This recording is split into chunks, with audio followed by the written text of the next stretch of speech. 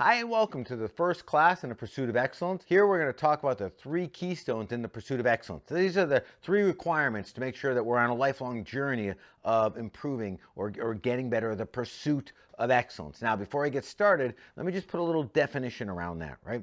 Because if you ask anyone, we'll come up with a little different idea what excellence might be. In this context, what it means to me is outperforming the person we were yesterday, every day becoming better than we were. That puts us on a journey to pursuing our dreams, to pursuing excellence. Now, there's some fundamental pieces to it, and that's why I call it the three keystones to pursuing excellence. Number one, knowing what you want. And this is it's number one for a reason. It's because without it, we can easily get on the wrong journey, on the wrong path, and weeks and months and even years click off, right? Before we realize that we're headed the wrong way, and where a lot of entrepreneurs make mistakes, right? Oftentimes, as a business owner, as an entrepreneur, particularly today's time with so much outside influence and social media, we decide what we want based on what we think they think we want. Think about how confusing that is. And when we focus too much on that, guess what? We lose touch with what even matters to us, which means we can no longer be in a pursuit of success or even excellence, because it's no longer authentic and genuine to who we're supposed to be. Let me share something with you. I call it the result of the result. When you set a goal, whether it be money or a number of houses or physical possessions, right? The question you have to ask yourself, what is the result of that result? What is it that you're actually trying to achieve? Take money, for example, and people speak in money in terms of passive income and monthly revenue and annual revenue and profit and things like that. Here's something I want you to think about. Money in and of itself has no meaning at all until we attach a meaning to it. You say, well, where does that meaning come from? Because now it means that it means something different to all people, right? But the meaning comes from when you ask yourself, if you achieve those financial goals, called your monthly passive income goals, what does that do for you? What does that mean to you? How does that make you feel? And we need to connect with the result of the result for two reasons. One, if we're unaware of what we really want and we focus exclusively on making money, we may make some sacrifices along the way that we're going to grow to regret, because we got so focused and our blinders on making money, there's other things we gave up that we should not have given up along the journey. Okay? And number two, when you connect with the real meaning, the why behind what you want, that is the juice, that is the energy, that's the fire, that's the passion you need to get through the hard work, to do the tough stuff. And this does get tough. And I think you all know that. I don't have to explain how hard this journey can be. The pursuit of excellence means or requires a steady forward progress towards these results and outcomes. And to do that, we need this extra juice, which only comes from being authentic and genuine to what we really want in the end and knowing what that means to us.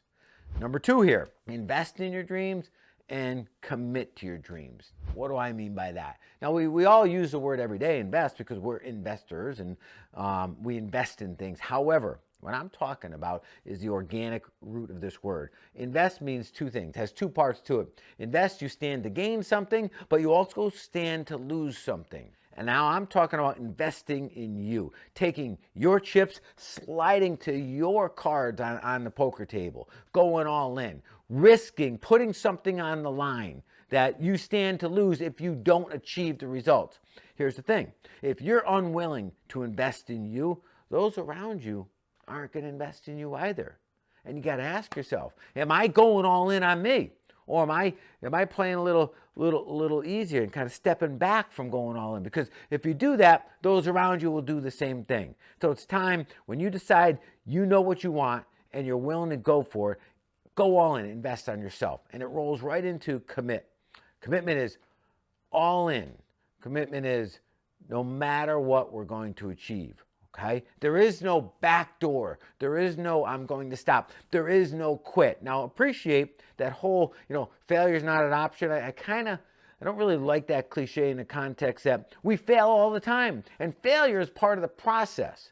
But if we retitle failure as quitting, then yeah, failure is not an option. We will make mistakes. We will fall down. Whatever it takes, no matter what. That's commitment. And the third one, which is equally as important as the first two, accountability. Now, I know we're all adults. We all feel like we hold ourselves accountable. But the truth is, if we did, then we'd be able to do everything that we say we commit to. But the fact is, we don't. And this is why accountability is so important. It makes sense to get an outside influence to lever you to do the things you know how to do, you want to do them, and the results are good for you, but you aren't doing on your own. I use the example of weight loss and fitness all the time because it's kind of a no-brainer. Everybody knows what they should be doing, whether it be eating or their physical activity. It's just not that hard. Google answers that really quick for you, right? We deeply desire to be the fittest we can, the healthiest we can, right? We know it's good for us, but we still don't do it. In comes accountability. Let's appreciate something. We are more predisposed to avoid pain than we are to gain pleasure. So the gaining pleasure of looking good in the mirror is not enough to get us to do the hard work. We have to instill the threat of pain to get us to do the hard things that we're not accustomed to doing up until we develop a habit around it. And this is where bringing an outside influence in. Newton's first law, body in motion will stay in motion in a straight line until an opposing force knocks it off its trajectory. That's what accountability does for you, okay? But little insight on accountability. Your spouse is not a good person. They care too much about you. They're too empathetic toward you. Your best friend, same thing. You want somebody who's smart, intelligent, who you can trust, but who will be ruthless in their commitment to getting you to do what you say you want to do, what you're committing to. You want that person, and you want them willing to apply a lever of pain to get you to do it. That's accountability. And trust me, you get that person in place, right? Everything changes. We start to actually do what we say we're going to do, and we start to build that bond back that we once had with ourselves, that proverbial handshake. When we make a commitment to ourselves, we follow through on that. That's important.